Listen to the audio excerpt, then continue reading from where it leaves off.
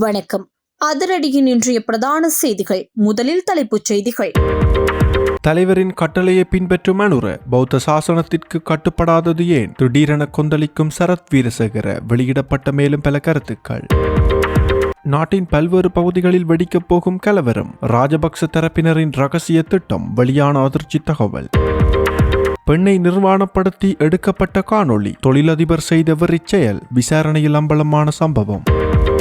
அனுரவின் பதவிக்காலம் முடிவடைந்த பின் உடனடியாக அவரை கைது செய்யுங்கள். திடீரென ஜனாதிபதிக்கு எதிராக செய்யப்பட்ட முறைப்பாடு. யார் முறைப்பாடு செய்தது தெரியுமா? வெளியான தகவல்.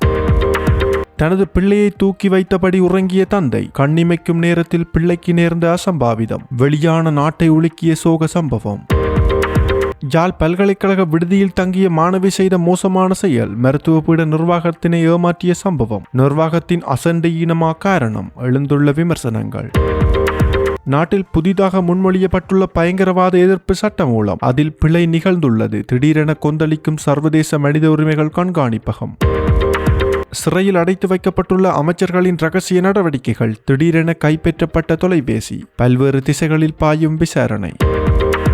செம்மணி புதைகுழி வழக்கில் எடுக்கப்பட்ட புதிய தீர்மானம், அடுத்த கட்ட ஆய்வுப் பணிகள் தொடர்பாக வெளியான தகவல். திருகோணமலை புத்தர் சிலை விவகாரம் தொடர்பில் பிக்குகளுக்கு நீதிமன்றம் வழங்கிய அதிரடி உத்தரவு, திடீரென விசாரணையில் பலர் அதிரடி காட்டும் சிஐடி. தொடர்வன விரிவான செய்திகள். விரிவான செய்திகளுக்கு செல்லும் முன்னர் இது போன்ற செய்திகளை உடனுக்குடன் அறிந்து கொள்ள எமது அதிரடி சேனலை சப்ஸ்கிரைப் செய்து கொள்ளுங்கள். திருகோணமலையில் சர்ச்சைக்குரிய புத்தர் சிலையை 2004ஆம் ஆண்டு தமிழீழ விடுதலை புலிகளின் தலைவர் பிரபாகரனுடன் போரிட்டு தான் பாதுகாத்ததாக முன்னாள் அமைச்சர் சரத் வீரசேகர தெரிவித்துள்ளார்.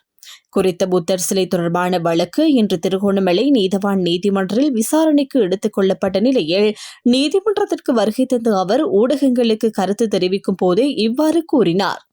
இதன்போது மேலும் கருத்து தெரிவித்த அவர், அன்று பிரபாகரனிடமிருந்து இந்த புத்தர் சிலையை பாதுகாத்தோம். ஆனால் இன்று அரசாங்கத்தில் உள்ள பிரபாகரன்களிடமும் கரையோர பாதுகாப்பு திணைக்களத்தில் உள்ள பிரபாகரன்களிடமும் இருந்து இதனை பாதுகாக்க மீண்டும் போராட வேண்டிய நிலை ஏற்பட்டுள்ளது. இது மிகவும் கவலைக்குரிய நிலை. தேரவாத பௌத்த நாடான இலங்கையில் இவ்வாறான சூழ்நிலை உருவாகியிருப்பது இருள் சூழ்ந்த காலகட்டமாகும். மதஸ்தலமாக அங்கீகரிக்கப்பட்ட காணியில் புத்தர் சிலை நிறுவ முயன்ற பௌத்த பிக்குகள் 9 பேர் கைது செய்யப்பட்டு தற்போது நீதிமன்ற வழக்கு நடத்தப்பட்டு வருகிறது. அந்த இடத்தில் புத்தர் சிலை அமைப்பது சட்டவிரோதம் என்றால், அதே கரையோர பகுதியில் அமைக்கப்பட்டுள்ள ஏனைய மதஸ்தலங்களும் கட்டிடங்களும் கூட அகற்றப்பட வேண்டும்.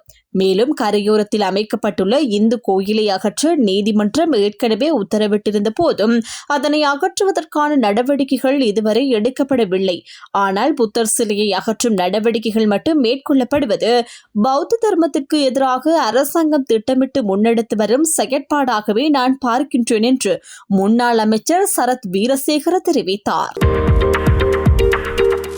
ராஜபக்சவுக்கு ஆதரவான சில பௌத்த பிக்குகள் நாட்டின் பிரதான நகரங்களில் அமைதியின்மையை ஏற்படுத்தும் வகையிலான செயற்பாடுகளில் ஈடுபட தயாராகி வருவதாக இலங்கை புலனாய்வு தகவல்களை மேற்கோள் காட்டி லண்டனிலிருந்து இயங்கும் சர்வதேச IODPP அமைப்பு எச்சரிக்கை விடுத்துள்ளது. இலங்கை காவல்துறையை அரசியல் அழுத்தங்களிலிருந்து பாதுகாக்கும் அமைப்பான IODPP போலீஸ் அமைப்பின் இணையதளத்தில் அதன் தலைவர் அஜித் தர்மபால இது தொடர்பாக மேலும் குறிப்பிட்டுள்ளார்.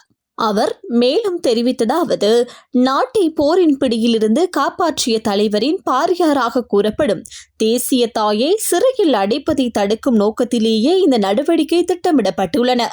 மேலும் எதிர்வரும் நாட்களில் தற்போது பிரிந்துள்ள மொட்டு கட்சி மற்றும் சுதந்திர கட்சியை சேர்ந்த உறுப்பினர்களும் இணைந்து இச்செயற்பாடுகளில் ஈடுபடக்கூடும் என அவர் தெரிவித்துள்ளார். பெண் ஒருவர் நிர்வாணமாக இருப்பதை காட்டும் காணொளி சமூக ஊடகங்களில் பரவிய சம்பவம் தொடர்பில் பிரபல தொழிலதிபர் ஒருவரை உட்பட 3 பேர் கைது செய்யப்பட்டுள்ளதாக காவல்துறை தெரிவித்துள்ளது.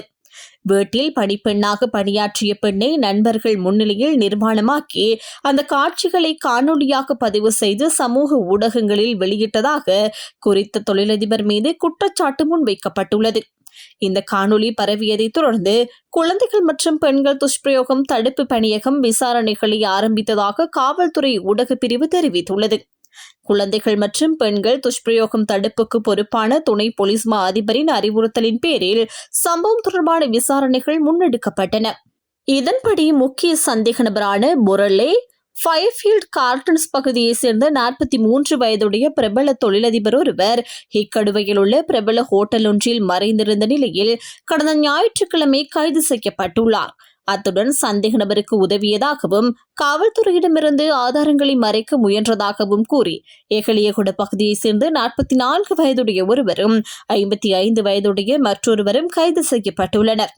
விசாரணைகளின் போது சந்தேக நபர் தனது வீட்டில் பணியாற்றிய பெண்ணின் நிர்வாண காட்சிகளை பதிவு செய்து அவற்றை வாட்ஸ்அப் குழு மூலம் சமூக ஊடகங்களில் பரப்பியமை தெரிய வந்துள்ளதாக போலீசார் தெரிவித்துள்ளனர்.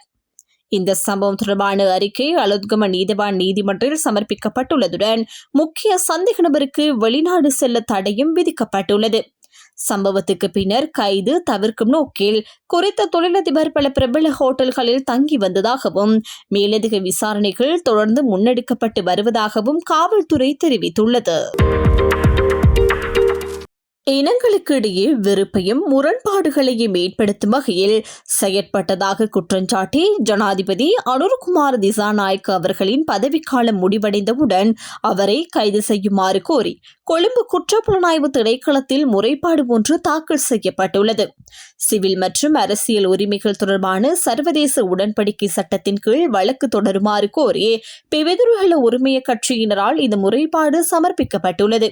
பிவிதுருகல உரிமையவின் இளைஞர் செயலாளர் குமார ராஜரத்னவினால் சமர்ப்பிக்கப்பட்ட இந்த முறைப்பாட்டில் 2026 ஜனவரி 16 யாழ்ப்பாணம் கொக்குவில் தொழில்நுட்ப கல்லூரி மைதானத்தில் நடைபெற்ற மக்கள் சந்திப்பில் ஜனாதிபதி அனுரகுமார திசாநாயக்க அவர்கள் ஆற்றிய உரையில் வெளியிட்ட சில கருத்துக்கள் இனங்களுக்கும் மதங்களுக்கும் இடையே வெறுப்பையும் பதற்றத்தையும் தூண்டும் வகையில் அமைந்துள்ளதாகவும் குறிப்பிடப்பட்டுள்ளது. அந்த உரை ஊடகங்கள் மற்றும் சமூக வலைதளங்களில் பரவலாக பரவப்பட்ட நிலையில் வடக்கில் உள்ள வரலாற்று சிறப்பு மிக்க பௌத்த வழிபாட்டு தலங்களுக்கு யாத்திரை செல்லும் பௌத்தர்கள் தொடர்பில் வடக்கில் உள்ள தமிழ் மக்கள் மத்தியில் தவறான எண்ணப்பதிவை உருவாக்கும் நோக்குடன் ஜனாதிபதி திட்டமிட்டு கருத்து வெளியிட்டதாக குற்றஞ்சாட்டப்பட்டுள்ளது. இதன் காரணமாக வடக்கிற்கு யாத்திரை செல்லும் பௌத்தர்கள் எதிர்காலத்தில் துன்புறுத்தல்களுக்கு உள்ளாகும் அபாயம் ஏற்பட்டுள்ளதாகவும் அதேபோல் வடக்கிலிருந்து கதிர்காமத்திற்கு யாத்திரை செய்யும் இந்துக்கள் மற்றும் மடு தேவாலயத்திற்கு யாத்திரை செய்யும் கத்தோலிக்கர்கள் தொடர்பிலும் தெற்கில் தவறான மனநிலைகள் உருவாக்கும் சூழ்நிலை ஏற்படலாம் என்றும் முறைப்பாட்டில் சுட்டிக்காட்டப்பட்டுள்ளது. இதன் மூலம் பௌத்த, இந்து, இஸ்லாம் மற்றும் கத்தோலிக்க ஆகிய அனைத்து மத சமூகங்களுக்கு இடையிலும் அமைதியற்ற சூழல் உருவாகியுள்ளதாகவும் ஜனாதிபதியின் உரை 2007 ஆண்டின் 56ஆம் இலக்க சிவில் மற்றும் அரசியல் உரிமைகள் தொடர்பான சர்வதேச உடன்படிக்கை சட்டத்தை மீறுவதாகவும் குறிப்பிடப்பட்டுள்ளது.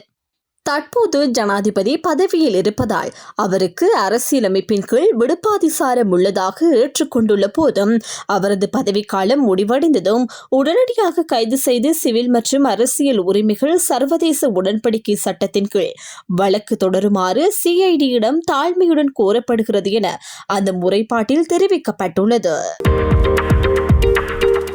பாணதுறை பண்டாரகம பிரதேச செயலகத்திற்குட்பட்டு அலுபோமுள்ள பகுதியில் தந்தையின் கையில் இருந்த நிலையில் குழந்தை கீழே விழுந்து உயிரிழந்த சம்பவம் பெரும் சோகத்தை ஏற்படுத்தியுள்ளது. தந்தையின் கையில் குழந்தை தூங்கிக் கொண்டிருந்த நிலையில் தந்தை எதிர்பாராத விதமாக உறங்கியதால் குழந்தை கை தவறி கீழே விழுந்து உயிரிழந்ததாக விசாரணைகளில் தெரியவந்துள்ளது.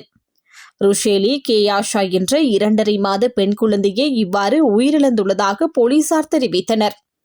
இரவு பணியை முடித்துவிட்டு காலை 6:15 மணியளவில் வீட்டிற்கு வந்த தந்தை குழந்தையை தூக்கி வைத்துக் கொண்டிருந்த போது அவர் உறங்கியுள்ளார்.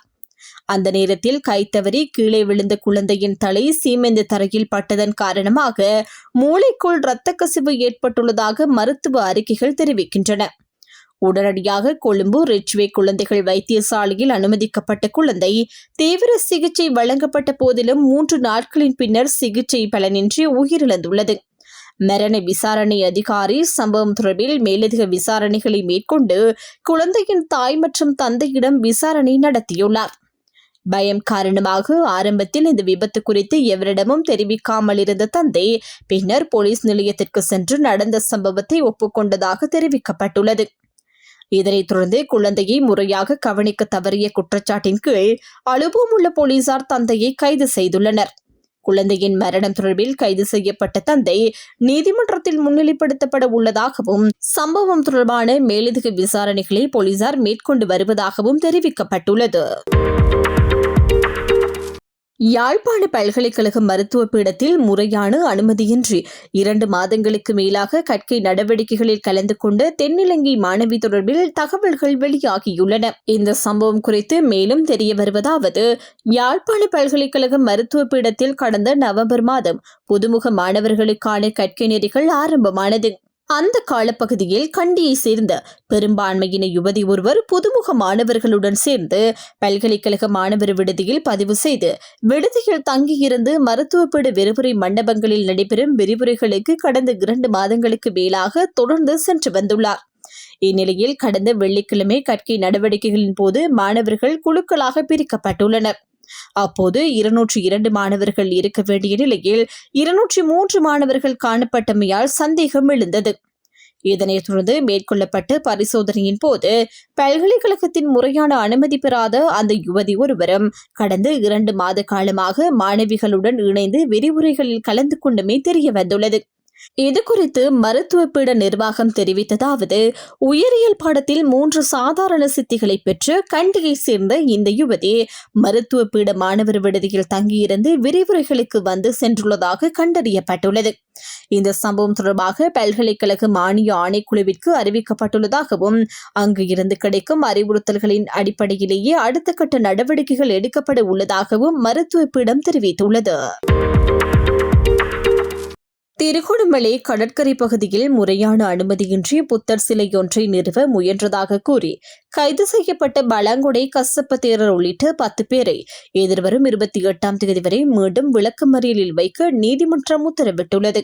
இந்த சந்தேக நபர்கள் அனைவரும் இன்று திருகோணமலை நீதவான் நீதிமன்றில் முன்னிலைப்படுத்தப்பட்ட போதே இந்த உத்தரவு பிறப்பிக்கப்பட்டுள்ளது. கைது செய்யப்பட்டவர்களில் 4 பௌத்த பிக்குமாரும் 6 பொதுமக்களும் அடங்குவதாக தெரிவிக்கப்பட்டுள்ளது. முன்னதாக கடந்த 2025ஆம் ஆண்டு நவம்பர் 16ஆம் தேதி கடற்கரை பாதுகாப்பு வலயத்திற்குள் முறையான அனுமதியின்றி புத்தர் சிலை ஒன்றை நிறுவப்பட்டதாக கூறப்படுகிறது. இதனைத் தொடர்ந்து கடற்கரை பாதுகாப்பு திணைக்களம் வழங்கிய முறைப்பாட்டின் அடிப்படையில் காவல்துறையினர் அந்த சிலையை அகற்ற முயன்றபோது அங்கு பதற்றமான சூழல் ஏற்பட்டது. இதற்கு எதிராக சம்பந்தப்பட்ட பௌத்த பிக்குமாரும் சர்வதேச மக்களும் கடும் எதிர்ப்பை வெளியிட்டனர். இந்த சூழ்நிலையை தொடர்ந்து சட்டவிரோத கட்டுமானம் மேற்கொண்டமை மற்றும் அரசு அதிகாரிகளின் கடமைகளுக்கு இடையூறு விளைவித்தமை உள்ளிட்ட குற்றச்சாட்டுகளின் கீழ் அவர்கள் மீது வழக்கு தாக்கல் செய்யப்பட்டுள்ளது. வழக்கு விசாரணைக்கு எடுத்துக் கொள்ளப்பட்ட வேளையில் நீதிமன்ற வளாகத்தில் பெருமளவான மக்கள் திரண்டிருந்தனர். இதனால் ஏற்படக்கூடிய எவ்வித அசம்பாவிதங்களையும் தவிர்க்கும் நோக்கில் நூற்றுக்கணக்கான காவல்துறை உத்தியோகஸ்தர்கள் கடமையில் ஈடுபடுத்தப்பட்டு பாதுகாப்பு பலப்படுத்தப்பட்டிருந்ததாக எமது செய்தியாளர் தெரிவிக்கிறார். செம்மணி புதைக்குழி வழக்கில் ஏற்கனவே அகழ்வு இடம்பெற்ற பகுதியில் தேங்கியுள்ள வெள்ள நீரை அகற்றுவது தொடர்பாக இன்றைய தினம் நடைபெற்ற நீதிமன்ற விசாரணையில் முக்கிய தீர்மானம் எடுக்கப்பட்டுள்ளது. யாழ்ப்பாணம் செம்மணி சிந்துபாத்தி புதைக்குழி வழக்கு இன்று யாழ்ப்பாணம் நீதவான் நீதிமன்றில் நீதிபதி எஸ் லெனின்குமார் முன்னிலையில் விசாரணைக்கு எடுத்துக் கொள்ளப்பட்டது. வழக்கில் பாதிக்கப்பட்டோர் சார்பில் முன்னிலையான சட்டத்தரணிகள் ரணிதா ஞானராஜா மற்றும் நிரஞ்சன் ஆகியோர் நீதிமன்ற தீர்மானங்கள் தொடர்பில் ஊடகங்களுக்கு விளக்கமளித்தனர். அதன்படி அகழ்வு நடைபெறும் இடத்தை நேரில் ஆய்வு செய்வதற்காக இன்று மாலை 3 மணியளவில் யாழ்ப்பாணம் நீதவான் நீதிமன்ற நீதிபதி தலைமையில் சட்டத்தரணிகள், காணாமல் போனோர் அலுவலகத்தின் சட்டத்தரணிகள், குற்றப்புலனாய்வு திணைக்கள அதிகாரிகள் மற்றும் சிந்துபாத்தி இந்து மயான நிர்வாக குழுவினர் ஆகியோர் அந்த பகுதிக்கு நேரில் சென்று பார்வையிட்டுள்ளனர். இந்த பகுதியின் போது ஏற்கனவே அகழ்வு செய்யப்பட்ட பகுதியில் வெள்ள நீர் புகுந்து முழு பகுதியும் நீரில் மூழ்கியுள்ளதால் உடனடியாக அகழ்வு பணிகளை மீண்டும் ஆரம்பிக்க முடியாத நிலை காணப்படுவதாக தெரிவிக்கப்பட்டது. இதனைத் தொடர்ந்து தேங்கியுள்ள வெள்ள நீரை வற்றும் வரை காத்திருக்கவோ அல்லது நீதிமன்ற கண்காணிப்பின் கீழ் அந்த நீரை வெளியேற்றவோ தீர்மானிக்கப்பட்டுள்ளது. அதன்படி எதிர்வரும் பிப்ரவரி மாதம் 9ஆம் தேதி நீதிமன்றத்தின் நேரடி கண்காணிப்பின் கீழ் சட்ட வைத்திய அதிகாரி ஊடாகவும் நல்லூர் பிரதேச சபையின் உதவியுடனும் அகழ்வு பகுதியில் தேங்கியுள்ள வெள்ள நீர் வெளியேற்றப்பட உள்ளது. அன்றைய தினம் வெள்ள நீர் அகற்றப்பட்ட பின்னர் அகழ்வு பணிகளை மீண்டும் தொடங்குவதற்கான திகதி நிர்ணயிக்கப்பட உள்ளதாக தெரிவிக்கப்பட்டுள்ளது. இதேவேளை புதைக்குழி அமைந்துள்ள சிந்துபாத்தி இந்து மயானத்தின் உட்பகுதியில் ஏற்கனவே இருந்த பாதையை நல்லூர் பிரதேச சபையினர் செப்பனிட்டுள்ளமை தொடர்பிலும் புதைக்குழி அமைந்துள்ள வளாகத்தில் நிலத்தின் தோற்றத்தை மாற்றும் எவ்வித அபிவிருத்தி பணிகளுக்கும் அனுமதி வழங்கக்கூடாது என்றும் பாதிக்கப்பட்டோர் சார்பில் நீதிமன்றத்தின் கவனத்திற்கு விண்ணப்பம் சமர்ப்பிக்கப்பட்டது. இதனை பரிசீலித்த நீதிமன்றம் அகழ்வு நடவடிக்கைகள் முழுமையாக நிறைவடையும் வரையில் குறித்த நிலப்பரப்பில் எவ்வித மாற்றங்களையும் மேற்கொள்ளக்கூடாது என உத்தரவிட்டுள்ளது. மேலும் நீதிமன்றத்தின் அனுமதியின்றி அப்பகுதியில் எந்த ஒரு பணிகளையும் மேற்கொள்ள முடியாது எனவும் தெளிவுபடுத்தப்பட்டுள்ளது. செம்மணி புதைக்குழி தொடர்பான இந்த வழக்கு எதிர்வரும் பிப்ரவரி மாதம் 9ஆம் தேதி மீண்டும் நீதிமன்றத்தில் விசாரணைக்கு எடுத்துக் கொள்ளப்பட உள்ளது. வெலிக்கடை சிறைச்சாலையில் முன்னாள் நாடாளுமன்ற உறுப்பினர்கள் 2 தடுத்து வைக்கப்பட்டுள்ள அறையிலிருந்து அகற்றப்பட்ட கையடக்க தொலைபேசிகள் குற்றப்புலனாய்வு பிரிவிடம் ஒப்படைக்கப்பட உள்ளதாக சிறைச்சாலைகள் திணைக்களம் தெரிவித்துள்ளது. வெலிக்கடை சிறைச்சாலையின் வார்டில் சிறைச்சாலை புலனாய்வு பிரிவு அண்மையில் திடீர் சோதனை நடவடிக்கையை மேற்கொண்டுள்ளது. அந்த சோதனையின் போது குறித்த வார்டில் இருந்து 16 கையடக்க தொலைபேசிகள் கண்டுபிடிக்கப்பட்டதாக சிறைச்சாலைகள் திணைக்களம் தெரிவித்துள்ளது. மரண தண்டனை விதிக்கப்பட்டுள்ள முன்னாள் நாடாளுமன்ற உறுப்பினர் துமிந்த சில்வா மற்றும் சிறை தண்டனை அனுபவித்து வரும் முன்னாள் நாடாளுமன்ற உறுப்பினர் மஹிந்தானந்த அலுத்கமகி ஆகியோர் மேலும் சுமார் 150 கைதிகளுடன் இந்த வார்டில் தடுத்து வைக்கப்பட்டுள்ளனர். இதனிடையே பூசா சிறைச்சாலையில் அண்மையில் ஏற்பட்டு அமைதியின்மை தொடர்பான முதற்கட்ட விசாரணைகளை விரைவாக நிறைவு செய்து அதன் அறிக்கையை சமர்ப்பிக்குமாறு சிறைச்சாலைகள் திணைக்களம் சம்பந்தப்பட்ட அதிகாரிகளுக்கு அறிவுறுத்தியுள்ளதாகவும் தெரிவிக்கப்பட்டுள்ளது. இலங்கையில் புதிதாக முன்மொழியப்பட்டுள்ள பயங்கரவாத எதிர்ப்பு சட்டம் மூலம், அதாவது அரசை பயங்கரவாதத்திலிருந்து பாதுகாக்கும் சட்டம் குறித்து சர்வதேச மனித உரிமைகள் கண்காணிப்பகம் கடும் விமர்சனத்தை வெளியிட்டுள்ளது. 2025ஆம் ஆண்டு டிசம்பரில் நீதி அமைச்சினால் வெளியிடப்பட்ட இந்த உத்தேச சட்டம் மூலம் தற்போது நடைமுறையில் உள்ள சர்ச்சைக்குரிய பயங்கரவாத தடை சட்டத்திற்கு மாற்றாக கொண்டுவரப்பட்டுள்ளது. ஆனால் இந்த புதிய சட்டத்திலும் பழைய சட்டத்தைப் போலவே மனித உரிமை மீறல்களுக்கு வழிவகுக்கும் ஆபத்தான பிரிவுகள் உள்ளதாக மனித உரிமைகள் கண்காணிப்பகம் சுட்டிக்காட்டியுள்ளது. குறிப்பாக பயங்கரவாதம் என்பதற்கான வரையறை மிக விரிவாகவும் தெளிவற்றதாகவும் இருப்பதால் அரசியல் செயற்பாடுகள் மற்றும் அமைதியான போராட்டங்களை கூட பயங்கரவாதம் என்ற பெயரில் அடக்குவதற்கு பயன்படுத்தப்படலாம் என எச்சரிக்கப்பட்டுள்ளது. அரசாங்கத்தை வற்புறுத்துதல் அல்லது மக்களுக்கு அச்சுறுத்தல் ஏற்படுத்துதல் போன்ற பொதுவான செயல்களும் பயங்கரவாத செயல்களாக வகைப்படுத்தப்படக்கூடும் என்றும் தெரிவிக்கப்பட்டுள்ளது. இந்த சட்டத்தின் கீழ் சந்தேக நபர்கள் 1 வருடம் வரை நீதிமன்ற விசாரணையின்றி தடுப்பு காவலில் வைத்திருக்க அனுமதி வழங்கப்படுகின்றது. மேலும் பாதுகாப்பு அமைச்சின் உத்தரவின் பேரில் இந்த தடுப்பு காவலை 2 ஆண்டுகள் வரை நீடிக்கவும் முடியும். அத்துடன் இராணுவத்தினருக்கு பிடியாணையின்றி நபர்களை நிறுத்தி சோதனையிடவும் கைது செய்யவும் அதிகாரம் வழங்கப்பட உள்ளது. இது துஷ்பிரயோகங்களுக்கு வழிவகுக்கும் அபாயம் இருப்பதாக மனித உரிமைகள் கண்காணிப்பகம் தெரிவித்துள்ளது. தவறான தகவல் அல்லது பயங்கரவாதத்தை தூண்டும் தகவல் என்ற குற்றச்சாட்டின் கீழ் ஊடகவியலாளர்கள் மற்றும் சமூக செயற்பாட்டாளர்கள் மீது நடவடிக்கை எடுக்கவும் இந்த சட்டம் பயன்படுத்தப்படலாம் எனவும் எச்சரிக்கை விடுக்கப்பட்டுள்ளது. மேலும் சில பகுதிகளை தடை செய்யப்பட்ட இடங்கள் என அறிவித்து அங்கு புகைப்படம் எடுப்பவர்களுக்கு 3 ஆண்டுகள் வரை சிறை தண்டனை விதிக்கும் வகையிலான கடும் தண்டனை பிரிவுகளும் இதில் உள்ளடக்கப்பட்டுள்ளன. இந்த நிலையில் இலங்கை அரசு சர்வதேச அமைப்புகளுக்கும் ஐரோப்பிய ஒன்றியத்திலும் GSP+ சலுகைகள் தொடர்பில் அளித்த மனித உரிமை உறுதிமொழிகளை இந்த சட்டம் மூலம் மீறுவதாகவும் மனித உரிமைகள் கண்காணிப்பகம் தெரிவித்துள்ளது. அதேவேளை தற்போது நடைமுறையில் உள்ள பயங்கரவாத தடை சட்டத்தை உடனடியாக இடைநிறுத்த வேண்டும் என்றும் புதிய சட்டம் உருவாக்கப்படும் போது பொதுமக்கள், சட்ட நிபுணர்கள் மற்றும் மனித உரிமை அமைப்புகளின் கருத்துக்களை பெறுவதுடன் மனித உரிமைகளை பாதுகாக்கும் வகையில். இத்துடன் அதிரடியின் இன்றைய பிரதான செய்திகள் நிறைவடைகின்றன. எமது செய்தி தொடர்பான உங்களுடைய கருத்துக்களை மறக்காமல் கமெண்டில் பதிவிடுங்கள். மேலும் இது போன்ற செய்திகளை உடனுக்குடன் அறிந்து கொள்ள எமது அதிரடி சேனலை சப்ஸ்கிரைப் செய்து கொள்ளுங்கள்.